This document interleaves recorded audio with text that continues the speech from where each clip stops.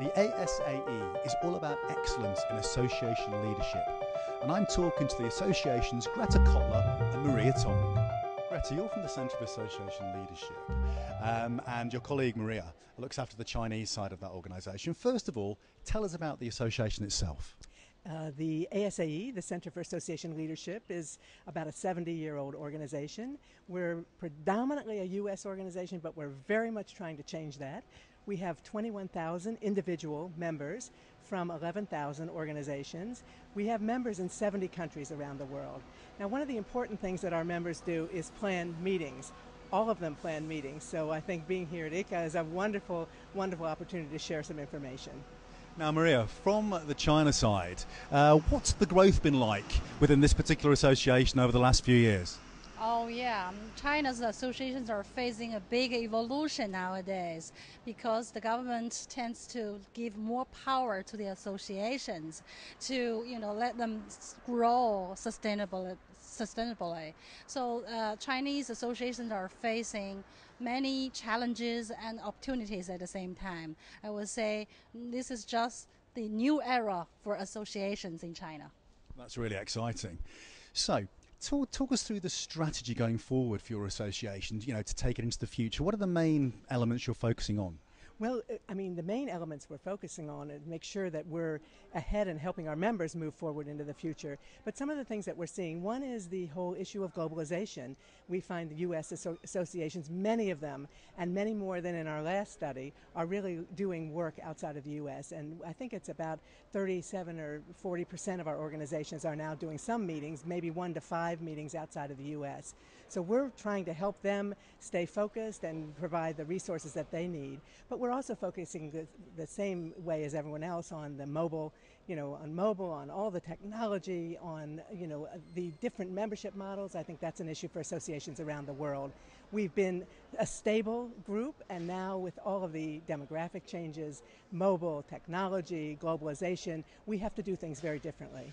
And this must be something as well that you're benefiting from in China, Maria. Yes. Well, for ASAE, my job is representing ASAE China office. So my key responsibility is to, number one, introducing the global leadership of ASAE to the Chinese association, and also at the same time share our knowledge and best practice from the U.S. associations to the Chinese one. Because, according to our knowledge, it's really the time for Chinese associations to open to the world. So they eagerly are interested to learn new knowledge and how to run an association and how to make the association grow more healthily. So my job is very challenging, but very exciting, actually. Absolutely. You're pushing the boundaries and you're pioneering, really, aren't you, I suppose, from that perspective. From a meeting side, how do meetings and events, sort of help you pursue that particular strategy? Well, I think in our case, the main thing that our association leaders, one main idea that they all have, or one main product, is their meeting.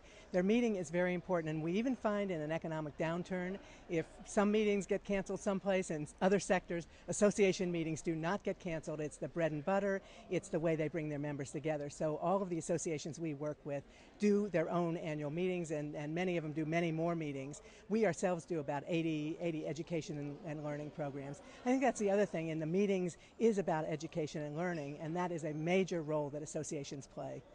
Well, that is fascinating. As you say, of course, that's a key role. And when you're talking about the 80 or so meetings that you hold as an association yourself, how do they range in sort of size and venue?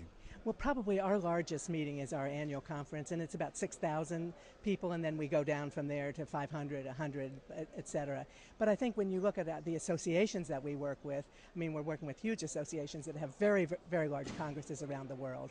And Wow. that is growing. We are doing a study now, actually with MCI, on global operations and strategy of associations, and that's going to be a long-term study, about 5 years, and we're going to see where people are now in the association world and where they're going. And we already see enormous growth, so we're very excited about that. Now, we're at the Yuca Congress, which celebrates ICA's 50th year. Yes, it's the 52nd Congress. Why is an event like this so important to your association?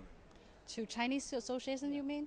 I think it's a great opportunity for Chinese associations to know about the world and to know about their peers and how the peers run association meetings in China. So we are very honored to host this event, a big international event in China.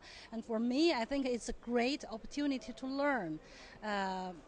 I'm the first time. This is the first time attendee. So this afternoon I'm going to attend the FTA session. I'm so excited to attend that. Yeah, I'm looking forward to join the other time attendees to learn about ICCA and get involved in this great event.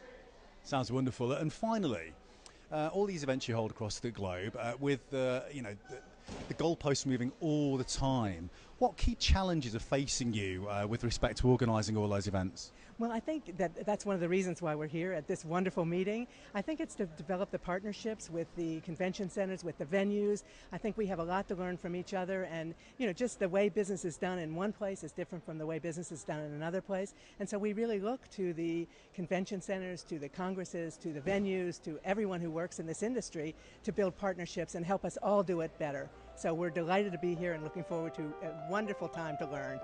Sounds great. Greta Maria, thank you very much for talking to me.